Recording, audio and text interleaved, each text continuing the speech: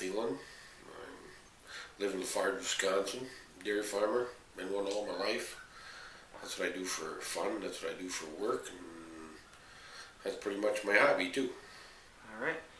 And can you tell me a little bit more about your dairy farm? We have 17 full-time employees that are wonderful. We have 1,800 acres of crops. We have 1,100 cows, dairy cows. We milk 3 times a day, around the clock. The reason that was set up is so we could have somebody around the clock that was watching the birthing pen, so we didn't lose any babies unnecessarily. One of the other reasons we set it up is because we were trying to work ourselves to death being a family farm. It has to do with the people that are working on a farm or working in a store or working in anywhere else. The attitude of the managers and the attitude of the people that work there, whether or not you're going to be a polluter or not. There's 40 cow farmers every day lose more manure down the river than we lose in a year with 1,000 cows. There's a certain segment of people that everything that's big is wrong.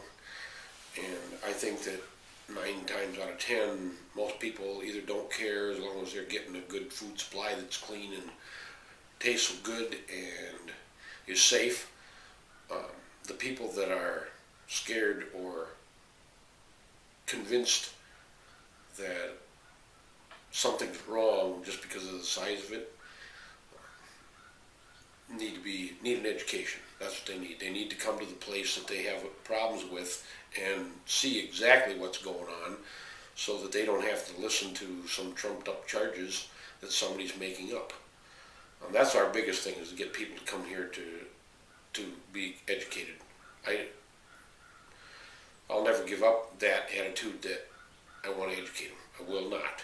So you encourage people to come to the farm? Yes, come to the farm and see exactly what it is that they have a question about. I had a lady here that was convinced that we were the biggest polluter in any 5 counties in any direction, and I told her that what we should do someday is I would bring 10 cows over and put them in my garage, and I would even clean up when we're done, and I could sit in there for 4 or 5 hours with those cows, be perfectly comfortable, and then when we're done we'll put her and her 2 cars in there and shut the doors and run the cars and see how that works after 4 hours and see if who's got more pollution.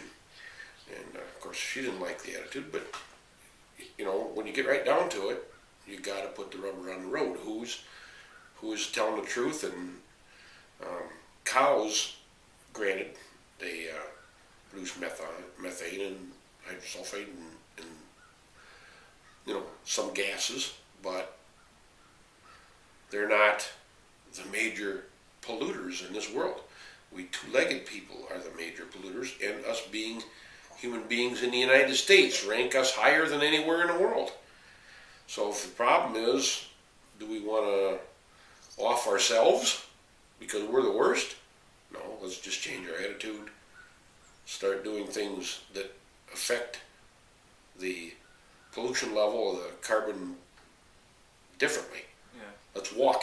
Let's get up off our butt and walk. It's better for us. We'd live longer. We'd live healthier. We wouldn't have to go to the doctor so many times. That's going to change our carbon footprint immediately.